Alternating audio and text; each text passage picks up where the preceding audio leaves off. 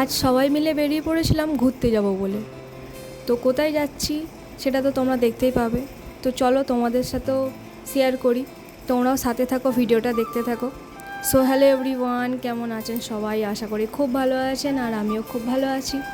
তো প্রথমেই তো বললাম যে আমরা বেরিয়ে পড়েছি ঘুরতে যাবো বলে, হঠাৎ প্ল্যান যে একটু বাইরে যাব। তো এখানে আমি, মা, বাবা, বোন, রবিদা, পুচকি, মানে আমাদের পূর্ণ, সবাই মিলে ঘুরতে বেরিয়ে গেছিলাম। তো ওই দিন আমার বর ছিল না, যেহেতু কাজে ছিল, যার কারণে ও যেতে পারেনি। তো এর তো গাড়িতে উঠলেই ঘুম পায়, তাই দোলা পেয়ে ও মানে একটু ঘুম মানে পেয়ে গেছে। তো তারপর চলে এসেছিলাম আমরা প্রিন্সেপ ঘাটে। তো তারপর বললো যে এইখানে কি তোরা নামবি? তো আমরা হলাম হ্যাঁ, তো চলো একটুখানি রাতের গঙ্গা বা রাতের হুগলি সেতু, হাওড়ার ব্রিজটা একটুখানি দেখে নিই, ঘুরে নিই। তো বলে বেশ মোটামুটি ফাঁকাই ছিল, তো সেই জন্য আমরা সবাই মিলে আর কি নেমে গেছিলাম এখানে ঘুরতে।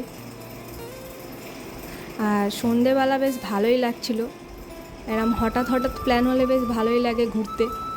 তো তোমাদের কেমন লাগে প্লিজ কমেন্ট করে জানাবেন। আর আমি তো বলতে গেলে প্রায় ঘুরতে যাওয়ারই ভিডিও দিচ্ছি, তো ভিডিওগুলো তোমাদের কেমন লাগছে প্লিজ কমেন্ট করে জানাবেন। আর এই দিকে হাওড়া ব্রিজটা দেখা যাচ্ছে, একদিকে আলো জ্বলছে আর এক সাইডে আলো জ্বলছে না। আর বাঁ হাতে আমার দেখা যাচ্ছে হচ্ছে হুগলি সেতু, মানে হুগলি ব্রিজ।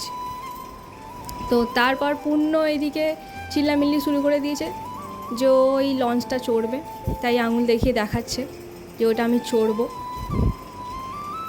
ও নৌকা চড়তে খুব ভালোবাসে, যদিও কোনো দিন চড়েনি।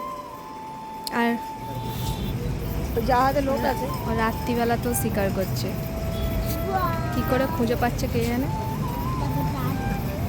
তো তারপর বেরিয়ে গেছিলাম ওখান থেকে আমরা ধর্মতলায়।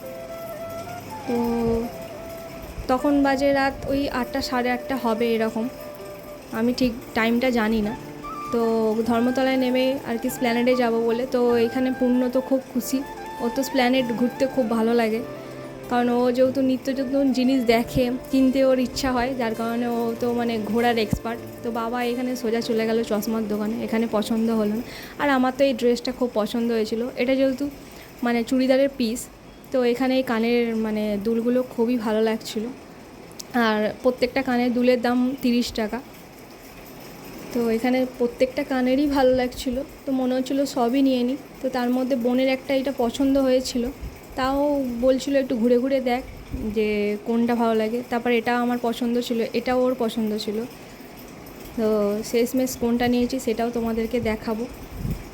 এখানে প্রত্যেকটা কালেকশান, আর বলতে গেলে এখন সামনেই পুজো, আর 2 মাস বাকি, যার কারণে কিছু কিছু জিনিস আর কি মানে পুজোর কালেকশান চলেও এসছে। তো আমার এই গোল্ডেন কালারগুলো খুব ভালো লাগছিলো, আর টেডি বিয়ারের প্রতি তো একটা আলাদাই ভালোবাসা, তো এইগুলো খুব ভালো লাগছিলো। আর তার মধ্যে পূর্ণ নেবে বললো একটা জুতো, তো সেটা বাবা ওকে কিনে দিল, ওর এটাই পছন্দ। আর তারপর চলে এলাম এই দিকটাতে, আমার যেহেতু একটা ব্যাগ কেনার ছিল। তো আগের বারে কি 1 সপ্তাহ আগে বোনকে বাবা কিনে দিয়েছে, তো আমার জন্য কেনা হয়নি, আমি যেদিন যাইনি বলে।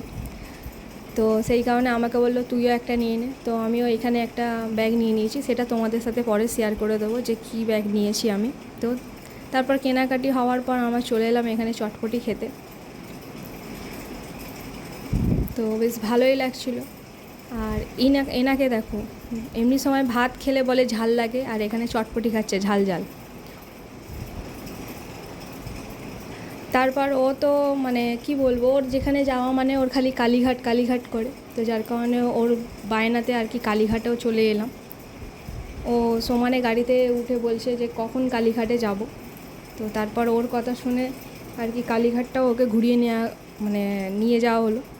তো আমরা যাওয়ার পথে মোটামুটি গেটটা আর কি বন্ধ করেই দেবে, তোমরা দেখতেও পাবে গেটটা বন্ধ করে দিয়েছে। তো বাইরে থেকেই আর কি দর্শন করে চলে এসেছি। তো একে দেখো বাইরেতেই গেটে নমস্কার করছে। তো তারপর চলে এলাম এই দোকানটায়, যেখানে আর কি পুজোর জিনিসপত্র বিক্রি হয়। তো বাবার এখান থেকে আর কি ডোর পড়বে, তো সেই কারণে আর কি ডোরটা কেনা হলো। তো আজকের মতো ভিডিওটা এটুকুই, দেখা হচ্ছে পরে একটি